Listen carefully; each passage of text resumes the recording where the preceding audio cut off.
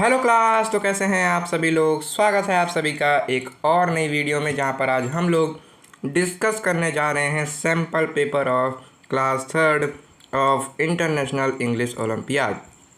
यानी जो जो भी बच्चे साइंस ओलंपियाड फाउंडेशन की तरफ से इंटरनेशनल इंग्लिश ओलंपियाड देना चाहते हैं और क्लास थर्ड में हैं, तो उनके लिए सैम्पल पेपर आ चुका है। तो आओ भाई उस सैम्पल पेपर को डिस्कस कर लेते हैं। लेकिन उससे पहले, अगर आप लोग सच में ओलंपियाड की प्रिपरेशन कर रहे हैं और इस एग्ज़ाम को क्रैक करना चाहते हैं, तो you can join our all olympiad complete preparation course. सभी ओलंपियाड के लिए, सभी क्लास के लिए और सभी एग्ज़ाम्स, सभी सब्जेक्ट के लिए अवेलेबल है। आप इसको ज्वाइन कर सकते हैं। प्राइस है केवल 1000 रुपीज़। लिंक आपको डिस्क्रिप्शन बॉक्स और पिन कमेंट में मिल जाएगी। अब हम लोग बढ़ते हैं अपने एक्चुअल सैम्पल पेपर की तरफ। तो ये है latest sample paper of English olympiad for class third students. Pattern और मार्किंग स्कीम बता दूंगा, लेकिन उससे पहले समझ जाओ कि जब तक आप क्लास फिफ्थ में नहीं पहुंच जाते तब तक यहाँ आपके पास टोटल नंबर ऑफ क्वेश्चन 35 ही रहते हैं और टाइम आपको 1 घंटे का मिला होता है। अब दूसरी बात आती है सर जी कि ये जो क्वेश्चन है ये किस किस पैटर्न पर है, यानी हमारा पेपर कितने सेक्शंस में डिवाइड होगा। तो आपका पेपर भैया 4 सेक्शंस में डिवाइड होगा। पहला है आपका वर्ड एंड स्ट्रक्चर नॉलेज, यानी यहाँ पर आपको वर्ड से रिलेटेड, यानी जैसे स्पेलिंग पूछ लिया, सिनोनिम एंटोनिम वगैरह पूछ लिया, इस तरीके के क्वेश्चन पूछे जाएंगे। दूसरा है आपका रीडिंग सेक्शन, जहाँ पर आपको एक प्यारा सा पैसेज दे दिया जाएगा जिसके अंदर या तो कोई संदेश होगा या तो कोई कहानी होगी। उस कहानी से आपको क्वेश्चन पूछे जाएंगे। उसके बाद तीसरा है स्पोकन एंड रिटन एक्सप्रेशन। बहुत ही ज़्यादा इंटरेस्टिंग सेक्शन होता है, क्योंकि इसके अंदर आपको दो लोग बात कर रहे होंगे, ज़्यादातर ही होगा कि दो लोग बात कर रहे होंगे, उनकी बात में से आपको क्वेश्चन पूछा जाएगा, उसका जवाब आपको देना रहेगा। और इन तीनों तरीके के जो क्वेश्चन हैं, इनके जो हार्ड क्वेश्चन होते हैं उनको अचीवर सेक्शन पूछा जाता है। इसको मैं टॉपर्स का सेक्शन कहता हूँ, क्योंकि ये क्वेश्चन टॉपर ही सॉल्व कर पाते हैं। तो अब हम लोग बढ़ते हैं इसके नंबर ऑफ क्वेश्चन और मार्क्स के पर। तो जो पहला सेक्शन है इसमें 15 क्वेश्चन देखने को मिलेंगे, हर क्वेश्चन 1-1 नंबर का होगा। दूसरा वाला जो सेक्शन है ये 10 क्वेश्चन मिलेंगे, हर क्वेश्चन 1-1 नंबर का होगा। तीसरा वाला सेक्शन है 5 क्वेश्चन, हर क्वेश्चन 1 नंबर का। लेकिन चूंकि ये टॉपर्स के लिए सेक्शन है, इसमें क्वेश्चन हार्ड रहते हैं, इसलिए यहाँ पर भी क्वेश्चंस तो 5 मिलेंगे, लेकिन हर क्वेश्चन 1-1 नंबर का ना होकर 2-2 नंबर का होगा। यानी केवल 2 से 3 सवाल सही कर आप 4 से 6 नंबर पा सकते हैं।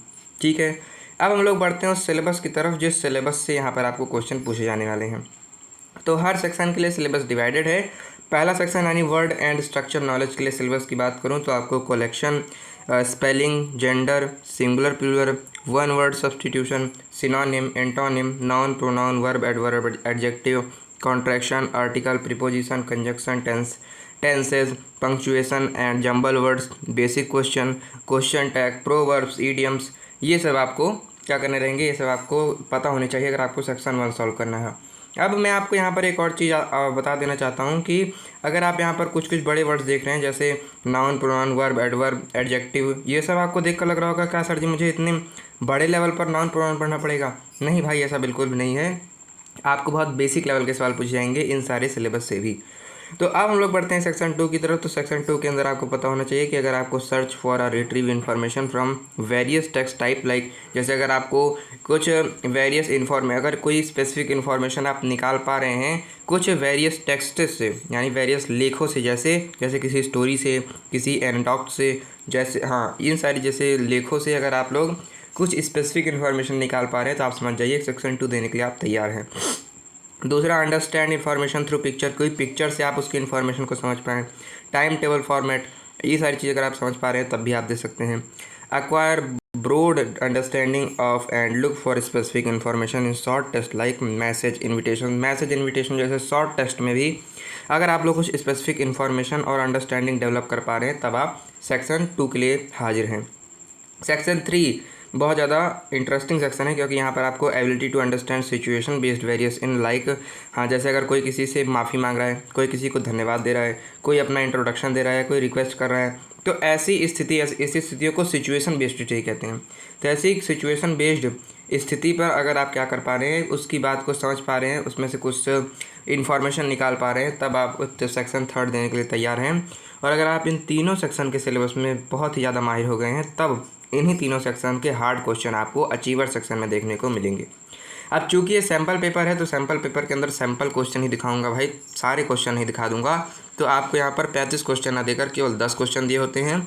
हाँ, ये है कि आपके लिए सभी सेक्शंस में से क्वेश्चन हैं, जैसे पहले सेक्शन से 3 क्वेश्चन, दूसरे से आखिरी में 2 क्वेश्चन, इस तरीके से सभी सेक्शन से क्वेश्चन को थोड़ा थोड़ा करके 10 क्वेश्चन का सेट आपका बनाया गया है सैम्पल पेपर का। तो आओ इन क्वेश्चंस को देख लेते हैं। पहला क्वेश्चन है माई मदर ग्रो स्पिनच। ठीक है, मेरी जो माँ है उन्होंने क्या किया, गार्डन में मान लो क्या क्या बोया, स्पिनच बोया। ठीक है, स्पिनच बोती हैं। अब ग्रोज है ना, ग्रोज है यानी बोती हैं, ग्रो यानी उगाती हैं। ठीक है, तो अगर आपकी माँ क्या करती हैं, स्पिनच उगाती हैं किसमें, ऑटम सीजन में। तो ऑटम सीजन अब यहाँ पर क्या आएगा, बिसाइड ऑटम सीजन। क्या आपकी माँ ऑटम सीजन के बगल उगाती हैं? नहीं सर जी, ऐसा नहीं है, मेरी माँ तो ऑटम सीजन में उगाती हैं। क्या आपकी माँ ऑटम सीजन पर उगाती हैं, और मतलब पर। क्या आपकी माँ ऑटम सीजन पर उगाती हैं? नहीं सर जी, ये भी अच्छा नहीं लग रहा। ऑप्शन नंबर सी, क्या आपकी माँ ऑटम सीजन का उगाती हैं? ऑटम सीजन का भी नहीं उगाती, ऑटम सीजन में उगाती हैं, यानी ऑप्शन नंबर डी जो ड्यूरिंग है ये सही हो जाएगा, यानी my mother grows spinach during autumn season. या अगर यहाँ पर इन होता तब भी आप कंफ्यूज हो सकते थे, लेकिन इन में और ड्यूरिंग में अंतर है। इन का मतलब भी में होगा, ड्यूरिंग का मतलब भी में ही होगा। लेकिन इन का मतलब स्पेसिफिक मतलब होगा में, लेकिन ड्यूरिंग का बहुत ही ज़्यादा स्पेसिफिक मतलब देखोगे तो हो जाएगा के दौरान। यानी आपकी माँ ऑटम सीजन के दौरान क्या करती हैं, इसको उगाती हैं। अब के दौरान समझकर आपको ये भी समझ में आना चाहिए कि इन का मतलब तुम में हो गया, यानी कमरे में भी हो सकता है, लेकिन ड्यूरिंग का मतलब कमरे में नहीं हो सकता, यानी कमरे के अंदर नहीं हो सकता। ड्यूरिंग का मतलब होगा कोई स्पेसिफिक टाइम है और उस टाइम के साथ अगर कोई चीज़ हो रही है तब आप क्या कहेंगे, तब आप वहाँ पर ड्यूरिंग लगा सकते हैं। जैसे ऑटम का सीजन साथ साथ चल रहा है और साथ साथ इनकी माँ क्या कर रही हैं, उसको उगा भी रही हैं, तो यहाँ पर ये क्या बोल पाएंगे कि ये ड्यूरिंग का काम कर रहा है। समझ गए। दूसरा क्वेश्चन है dash you can't come we will postpone the match. अगर तुम नहीं आ पाओगे तो मैं क्या कर दूंगा, इस प्लान को पोस्टपोन कर दूंगा। पोस्टपोन करना यानी डिले करना, DELAY लिख देता हूँ, डिले करना। यानी अगर आप नहीं आए तो मैंने क्या कर दूंगा, मैं इस प्लान को पोस्टपोन कर दूंगा, डिले कर दूंगा, यानी बाद में हम इस काम को करेंगे। तो अगर के लिए कौन सा शब्द है नीचे, और या तुम नहीं आए तो मैं इस प्लान को डिले कर दूंगा, मज़ा नहीं आया सर जी। बट लेकिन तुम नहीं आए तो मैं इस प्लान को डिले कर दूंगा, मज़ा नहीं आया। डी और तुम नहीं आए तो इस प्लान को डिले कर दूंगा, नहीं। ऑप्शन नंबर बी इफ़ यानी यदि तुम नहीं आए तब मैं इस प्लान को डिले कर दूंगा, यानी यहाँ पर आपका सही आंसर क्या हो जाएगा, option number B if. Third वाले क्वेश्चन के लिए कह रहा है choose the part of sentence that has an error. या इस तरीके का भी एक क्वेश्चन फिक्स है आपके एग्जाम में। कह रहा है कि नीचे आपको एक सेंटेंस दिया होगा, इस सेंटेंस को देखकर आपको एक ऐसा उस पार्ट को बताना है जो क्या है, जो एरर से भरा हुआ है, जिसके अंदर एरर है। तो समझते हैं भैया। बात यह है कि यहाँ पर लिखा हुआ है the candies were distributed between all the student. ठीक है, पूरे सेंटेंस में आपको कुछ भी ध्यान नहीं देना है, क्योंकि पूरा सेंटेंस देखोगे तो आपको कोई एरर ही नहीं मिलेगा। लेकिन यहाँ पर आप देखो ऑल द स्टूडेंट, यानी यहाँ पर केवल एक स्टूडेंट नहीं है, यहाँ पर केवल 2 स्टूडेंट नहीं है, यहाँ पर कई सारे स्टूडेंट हैं, तभी तो उसने ऑल स्टूडेंट लिखा। अगर 2 स्टूडेंट लिखते हैं तो बोथ द स्टूडेंट लिखता है ना, बोथ यानी दोनों होता है ना। तो यहाँ पर उसने ऑल लिखा है, यानी यहाँ पर क्या हो जाएगा, यहाँ पर ऑल है, यानी यहाँ पर 3 या उससे अधिक हैं। ठीक है, 3 है या फिर उससे अधिक स्टूडेंट हैं। लेकिन जब इसने कहा 3 से अधिक स्टूडेंट है तो इसने बिटवीन कैसे लगा दिया भाई, बिटवीन तो केवल 2 स्टूडेंट के बीच में लगाता है, बिटवीन बोथ ऑफ यू, तुम दोनों के बीच। बिटवीन यानी होता है के बीच, है ना, तो बिटवीन 2 लोगों के लिए लगेगा। अगर यहाँ पर हमें 2 से ज़्यादा लोगों की बात करनी थी तो इनको बिटवीन नहीं, इनको अमंग लगाना था, अमंग ऑल स्टूडेंट। लेकिन इन्होंने क्या कर दिया, बिटवीन लगा दिया, यानी ऑप्शन नंबर सी पर यहाँ पर इन्होंने गलती कर दी। यानी the candies were distributed between all the student. अगर सभी स्टूडेंट के बीच में कैंडी डिस्ट्रीब्यूट हुई है, बांटी गई है, तो वहाँ पर 2 स्टूडेंट के लिए बिटवीन लगना चाहिए। यहाँ पर बिटवीन नहीं लगना चाहिए था, यहाँ पर अमंग लगना चाहिए था। समझ में आ गया कि नहीं आ गया, कमेंट सेक्शन में बताना। तो ऑफकोर्स आता है क्वेश्चन नंबर 4। इसको मैंने थोड़ी जगह दे दी है क्योंकि यहाँ पर मुझको मीनिंग बतानी है। तो कह रहा है choose the correct antonym of upload. अब 2 चीज़ें हैं यहाँ पर, पहला है अपलोड और दूसरा है एंटोनिम। ठीक है, पहला है अपलोड और दूसरा है एंटोनिम। पहला किसका समझना चाहोगे? पहले सर जी एंटोनिम है तो एंटोनिम समझा दो। तो अगर मैं एंटोनिम की बात करूँ तो आपको समझ में आना चाहिए कि कुछ क्लास पहले मैंने आपको सिनोनिम के बारे में बताया था, सिनोनिम के बारे में बताया था। तो सिनोनिम के बारे में बताते समय सर जी आपने मुझे क्या बताया था, मैं तो भूल गया। क्यों भूल गए भाई? लेकिन कोई बात नहीं, मैं तुमको समझा दूंगा। तो सिनोनिम पढ़ाते समय मैंने तुमको बताया था कि अगर सिनोनिम का सामान्य सा अर्थ होता है पर्यायवाची। पर्यायवाची भी नहीं पता सर जी? तो ऐसे शब्द जिनमें 2 शब्द हों लेकिन उनका मीनिंग एक बनता हो। कैसे कैसे कैसे? जैसे कि आपका चाहे आप सूरज बोलें, चाहे आप सूर्य बोलें, इन दोनों का अर्थ क्या है? इन दोनों का अर्थ तो हमारे सूरज चाचू ही हैं। इन दोनों का अर्थ हमारे सूरज चाचू ही हैं। इसीलिए आप क्या कह सकते हैं कि सिनोनिम में सूरज का सिनोनिम है सूर्य और सूर्य का सिनोनिम है सूरज। इसी का उल्टा होता है एंटोनिम। इसी का उल्टा होता है एंटोनिम, और एंटोनिम का मतलब ही होता है उल्टा। यानी अब तो आप क्लास थर्ड में आ गए हैं, यानी जब आप क्लास सेकंड और फर्स्ट में रहे होंगे तब आपको मैम आपको अपोजिट वर्ड याद कराती थी। कैसे? जैसे याद कर लो बेटा, गुड का बैड, है ना, फेयर का अगली या ब्यूटीफुल का अगली, ये सारे अपोजिट वर्ड आपको याद कराती थी। तो वही अपोजिट वर्ड जब आप छोटे थे तब आपको आसानी से बताने के लिए अपोजिट बोल दिया जाता था। अब आप बड़े हो चुके हैं तो बड़े बच्चों के लिए ज़्यादा प्रोफेशनल शब्द आएगा, ज़्यादा अच्छा शब्द आएगा, तो अपोजिट का ही अच्छा शब्द है एंटोनिम। यानी जो अगर आपका मान लीजिए गुड है ना, गुड है, गुड यानी अच्छा, तो गुड का अपोजिट आपके मुंह से निकल गया बैड। और बैड जो है ये क्या है? ये बैड जो है ये गुड का, तो गुड का क्या है? अपोजिट भी है, और अपोजिट का मतलब ही होता है एंटोनिम। यानी ये दोनों क्या हैं? बैड का एंटोनिम है गुड और गुड का एंटोनिम है बैड। ठीक है सर जी, आपने बोला, मैंने आपकी बात मानकर इसकी व्यवस्था कर दी। अब मुझे थोड़ा सा आगे ले चलो। अब मुझे पता चल गया कि अगर मुझे किसी भी वर्ड का अपोजिट बताना है यानी मुझे उसका एंटोनिम बताना है। अब मुझे थोड़ा और आगे ले चलो इस ज्ञान में, और आगे ले जाकर मुझे बताओ कि ये अपलॉड का मतलब क्या है। तो अगर आपने अपने स्कूल में कहानियाँ पढ़ी होंगी तो वहाँ पर लिखा था अपलॉज। अपलॉज क्या लिखा हुआ था? एप्लॉज लिखा हुआ था, एप्लॉज। आपने इसको पढ़ तो लिया, लेकिन कभी ये नहीं सोचा कि ये एप्लॉज शब्द बना किससे है। तो ये एप्लॉज शब्द बना हुआ है अपलॉड से ही मेरे भाई। अब एप्लॉज का मतलब क्या था सर? एप्लॉज का मतलब सर मुझे याद आ रहा था, ताली बजाने को अपलॉज कहा जाता था। ताली बजाने को अपलॉज कहा जाता था। तो अपलॉड क्या होगा? यानी किसी चीज़ से, ताली से बजाने से रिलेटेड होगा। तो ताली आप किसी के लिए कब बजाते हैं? आप किसी के लिए ताली कब बजाते हैं? जब आप उस आदमी से बहुत ज़्यादा खुश होते हैं, यानी जब आप उसकी प्रशंसा करना चाहते हैं तब आप उसके लिए ताली बजाते हैं। जब आप उसकी तारीफ़ करना चाहते हैं तब आप उसके लिए ताली बजाना चाहते हैं। तो अपलॉड का मतलब हो गया प्रशंसा करना, तारीफ़ करना। समझ में आया? और अपलॉड से ही बना है शब्द अपलॉज, जिसका मतलब होता है ताली बजाना। ठीक है, ठीक है, ठीक है। तो प्रशंसा करने का एंटोनिम आपको बताना है, यानी प्रशंसा करने का उल्टा क्या होता है? तो सिक्योर करना, यानी किसी की आप प्रशंसा कर रहे हैं और उसको अगर आपने बचा लिया तो क्या इसका एंटोनिम हुआ? नहीं सर जी, ये नहीं हुआ।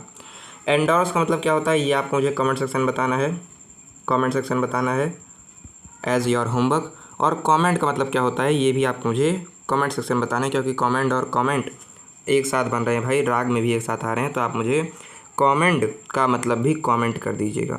मैं आपको बता देता हूँ सिक्योर का मतलब, जिसका मतलब होता है सुरक्षा करना।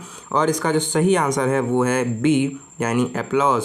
नहीं, बी यानी ब्लेम करना। ब्लेम करना यानी किसी के ऊपर ब्लेम करना, यानी किसी की प्रशंसा न करना, उसको खरी खोटी सुनाना, उसी को तो आप ब्लेम करना कहेंगे। तो यही सर जी मुझे इसका अपोजिट लग रहा है, इसलिए मैं इसी को टिक मार के आगे बढ़ जाऊँगा। तुम भी आगे बढ़ जाओ, मैं भी आगे बढ़ जाता हूँ। अब आते हैं क्वेश्चन नंबर 5 की तरफ। क्वेश्चन नंबर 5 कह रहा है what did the father want Asha to. अच्छा, यहाँ पर हमने एक गलती कर दी है, क्योंकि मैंने डायरेक्ट क्वेश्चन तो डाल दिया, लेकिन क्वेश्चन जिस पैसेज से है रीडिंग सेक्शन का उसको नहीं डाला। तो मैं एक छोटा सा ब्रेक लेता हूँ, और इस ब्रेक के बीच में मैं अब यहाँ पर कट लगा दूंगा, और आपको कोई दिक्कत नहीं होगी। मैं लगा देता हूँ इसके बीच में एक पैसेज। ऑल राइट, तो मैंने यहाँ पर पैसेज लगा दिया है, जिस पैसेज से आपको 5th, 6th और 7th में क्वेश्चन पूछे जाने वाले हैं। तो ये पैसेज क्या है? ये आपका सेकंड सेक्शन जो कि है रीडिंग सेक्शन। रीडिंग सेक्शन के अंदर मैंने जैसे आपको बताया एक पैसेज दिया होगा, और उस पैसेज से ही आपको क्वेश्चन सॉल्व करने रहेंगे। तो ये पैसेज बहुत ही ज़्यादा मैसेजफुल है, बहुत ही अच्छा मैसेज इसके अंदर दिया हुआ है। आइए इसको हम लोग पढ़ते हैं और समझते हैं।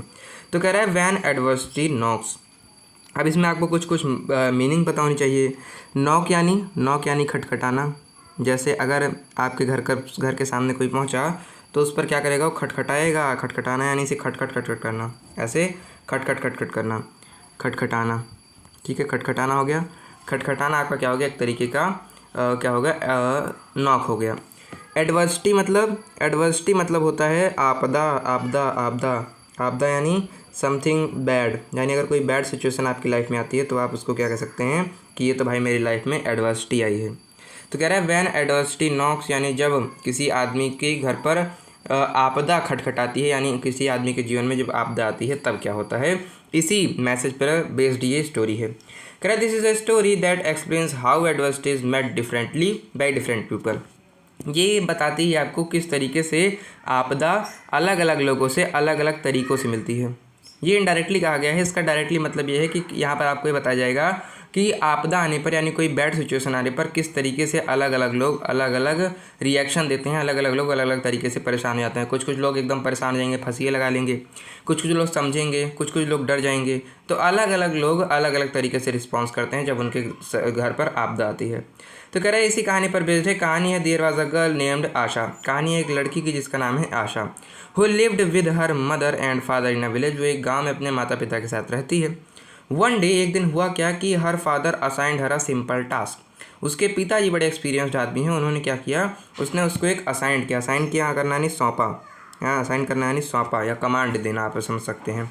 तो उसके फादर ने क्या किया, असाइन किया हर अ सिंपल टास्क, एक बहुत ज़्यादा सिंपल टास्क उसको कहा करने को। एक बहुत ज़्यादा सिंपल टास्क यानी वर्क, बहुत ज़्यादा सिंपल काम करने को कहा। ही टुक 3 vessel filled with whining water. उन्होंने क्या किया, वो 3 वेसल लेकर आए। वेसल यानी आप समझ सकते हैं एक तरीके का, आप ग्लास समझ लीजिए अभी तो एक तरह वो 3 तरीके के ग्लास लेकर आए मान लीजिए। और उस तीनों ग्लासों में उन्होंने क्या किया, उन्हें उबलता हुआ पानी डाल दिया। और उसके बाद क्या किया, ही placed an egg in first vessel. पहले वेसल में उन्होंने क्या किया, अंडा डाल दिया। दूसरे वाले में आलू डाल दिया। और तीसरे वाले में थोड़ी टी लीव्स डाल दी यानी थोड़ी चाय पत्ती डाल दी। अब वो देखते हैं कि he asked Asha to keep an eye on the vessel for about 10 to 15 minute. उन्होंने आशा से कहा कि अब तुम 10-15 मिनट इन तीनों पर क्या नज़र लगा के रखो, यानी देखो क्या हो रहा है। While the 3 ingredients in the 3 separate vessel boiled. जब ये तीनों इंग्रेडिएंट्स इन तीनों वेसल्स में बॉयल हो रहे थे तब तक उसने क्या किया, अपनी आंखों को लगाए रखा है, उसने देखा क्या हो रहा है। After the set time he asked Asha to peel the potato and the egg and strain the tea leaves. जब 10-15 मिनट हो गया तब उसके पिता ने आशा से कहा कि अब इस आलू को छीलो और इस एग को छीलो और इस टी लीफ पर भी दबाव लगाओ। तो कह रहा है कि आशा वाज लेफ्ट पजल्ड। आशा क्या हो गई, बिल्कुल पजल्ड रह गई, यानी आशा बिल्कुल क्या कह सकते हैं, सरप्राइज रह गई, या फिर आप कह सकते हैं कन्फ्यूज़। हाँ, कन्फ्यूज़ हो गई आशा। क्यों, she understood her father was trying to explain something but she didn't know what is what. वो कन्फ्यूज़ हो गई क्योंकि उसको अब ये पता चल चुका था कि मेरे पिताजी मुझे कुछ सिखाना चाहते हैं, लेकिन मुझे ये नहीं पता कि सिखाना क्या चाहते हैं। तो इसीलिए अब इसके पिता ने इसको समझाया कि all 3 item were put in the same circumstances. चाहे वो आलू था, चाहे वो अंडा था, चाहे वो टी लीफ थी, चाय पत्ती थी, ये तीनों एक ही स्थिति पर डाले गए, यानी तीनों के तीनों एक ही स्थिति यानी उबलते हुए पानी में डाले गए। See how they have responded differently. यहाँ पर आप देख सकते हैं कि उन तीनों ने किस तरीके से अलग अलग तरीके से रिस्पॉन्स दिया है। जैसे पहला आलू का जो छिलका था वो तुरंत छील उठा होगा, ठीक है। अंडा जो होगा उसको छील ही नहीं पाई होगी वो। और तीसरा जो टी लीफ है उससे क्या हो गया होगा, पानी और ज़्यादा स्वादिष्ट हो चुका होगा क्योंकि अब उसके अंदर चाय जैसी महक आने लगी होगी, ठीक है। He said that the potato turn soft. पानी में जाते ही पोटैटो क्या हो गया, सॉफ्ट हो गया। और जो एग है वो तो भैया उल्टा हार्ड हो गया। और जो टी लीफ है उससे क्या हो गया, पानी का कलर भी चेंज हो गया और पानी का टेस्ट भी चेंज हो गया। यानी एक ही तरीके के पानी में, उबलते हुए पानी में जाने पर इन तीनों लोगों ने अलग अलग चीज़ें दिखाई। और इसी से हमें ये चीज़ पता चलती है, we are all like one of this item. हम सब लोग इन्हीं 3 आइटम्स में से एक तरीके के आइटम हैं। कैसे, व्हेन एडवर्सिटी कॉज, जब किसी के यहाँ पर आपदा आती है, we respond in the same way it does. हम भी उसी तरीके से रिस्पॉन्स करते हैं जैसे इन तीनों ने किया है। अब कैसे, जैसे कभी कभी हम बहुत ज़्यादा सॉफ्ट हो जाते हैं जैसे आलू की तरह। कभी कभी कोई लोग बहुत हार्ड हो जाते हैं जैसे किसकी तरह, जैसे अंडे की तरह। और कुछ लोग स्थिति को बदलना चाहते हैं जैसे टी लीव्स की तरह, ठीक है।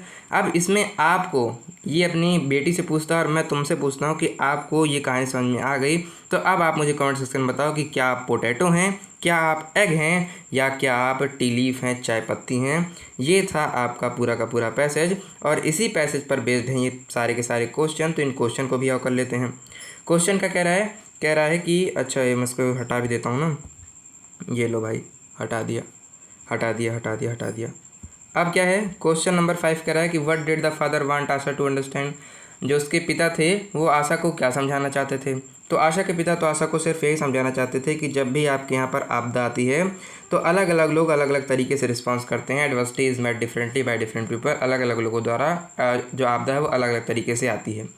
क्वेश्चन नंबर 6 कह रहा है what is the meaning of adversity. Adversity का मतलब क्या है। तो मैंने तो इस कहानी शुरू करने से पहले ही आपको बता दी थी कि एडवर्सिटी कोई इजी सिचुएशन नहीं है, एडवर्सिटी कोई बोरिंग सिचुएशन नहीं है, एडवर्सिटी कोई इंटरेस्टिंग सिचुएशन भी नहीं है, एडवर्सिटी तो एक बहुत ज़्यादा डिफिकल्ट सिचुएशन है, यानी ऑप्शन नंबर बी ही यहाँ पर सही ऑप्शन है।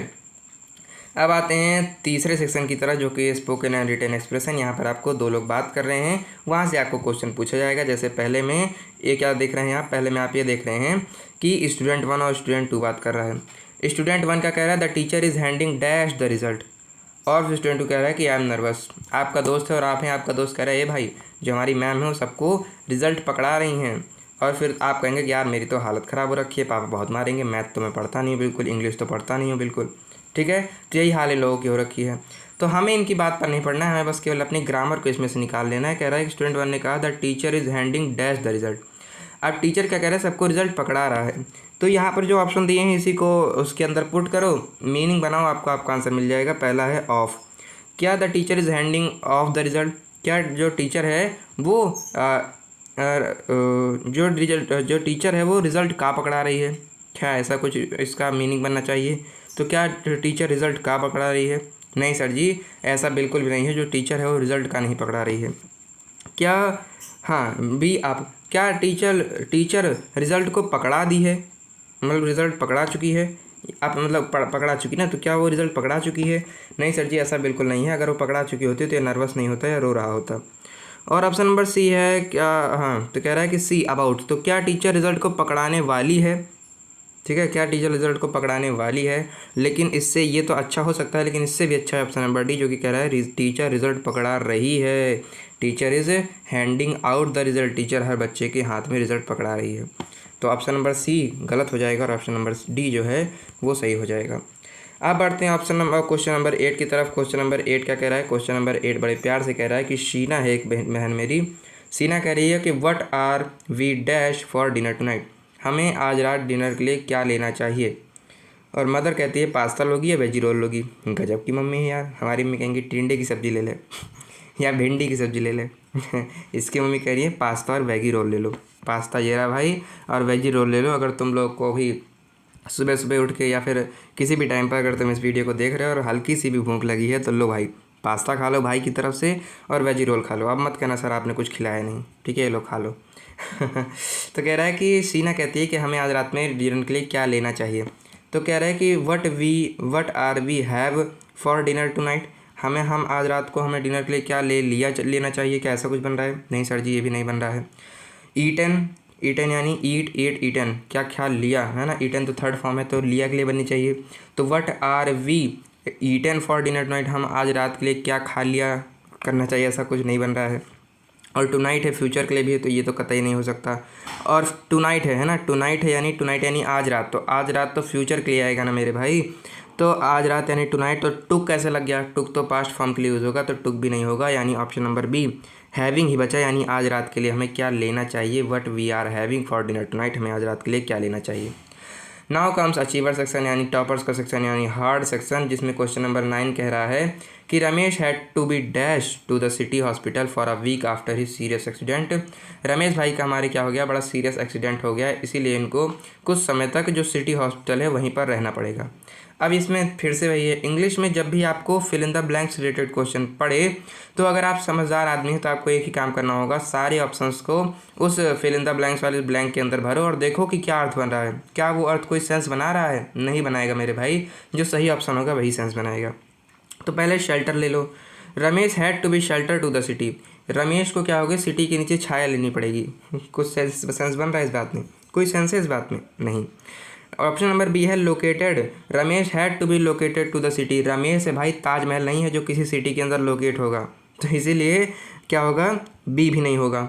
उसके बाद आता है क्वेश्चन नंबर उसके बाद आता है ऑप्शन नंबर सी यानी वार्डेड। अब चूंकि ये सिटी का हॉस्पिटल है और रमेश का क्या हुआ एक्सीडेंट हुआ, यानी रमेश एक पेशेंट है और पेशेंट को हॉस्पिटल में वार्ड ही किया जाता है यानी भर्ती किया जाता है, तो रमेश को तो सिटी हॉस्पिटल में भर्ती होना होगा। कितना अच्छा सेंस बना रहा है, Ramesh had to be warded to the city hospital, Ramesh को सिटी हॉस्पिटल में भर्ती होना होगा, इसी ऑप्शन नंबर सी सही है। रमेश प्लेसिंग, अब कह रहे Ramesh had to be placing to the city, Ramesh है भैया कोई आफत की पुड़िया नहीं है कि उसको आप कहीं पर ले जाकर रख दोगे, तो रमेश को सिटी हॉस्पिटल में रखना होगा, है ना, ऐसा सेंस बना रहा है, तो ये भी गलत हो जाएगा। ऑप्शन नंबर सी ही आपका सही ऑप्शन है। अब आता है क्वेश्चन नंबर 10। क्वेश्चन नंबर 10 कह रहा है choose the correct antonym of fallible. Fallible का मतलब क्या होता है, यहाँ पर भी एक मीनिंग जान लो। फैलिबल का मतलब होता है समथिंग इम्परफेक्ट। इम्परफेक्ट यानी कोई भी चीज़ जो कि परफेक्ट ना हो उसको आप क्या कहते हैं, उसको आप फैलिबल कहते हैं। समथिंग इम्परफेक्ट यानी कोई चीज़ जो परफेक्ट नहीं है उसको आप क्या कहेंगे, फैलिबल कहेंगे। तो भैया हमें तो एंटोनिम का मतलब पता ही है, एंटोनिम का मतलब होता है उल्टा। तो इम्परफेक्ट का उल्टा तो मुझे साफ साफ दिख रहा है परफेक्ट ही होगा, यानी ऑप्शन नंबर बी होगा। और यही हमारा आज की क्लास का कंटेंट भी होगा, यहीं पर हमारी आज की क्लास ख़त्म भी होगी। तो अगर आपको क्लास अच्छी लगी होगी तो धन्यवाद आप सभी का अभी तक इस वीडियो में बने रहने के लिए। मैं आप लोगों के सैम्पल पेपर को देख रहा हूँ भाई। वैसे क्लास 3 का सैम्पल पेपर तो आपकी क्लास के हिसाब से ठीक ठाक ही था, लेकिन अगर आप लोग सच में ओलंपियाड की प्रिपरेशन कर रहे हैं और उसको क्रैक करना चाहते हैं तो don't forget to join all olympiad complete preparation course.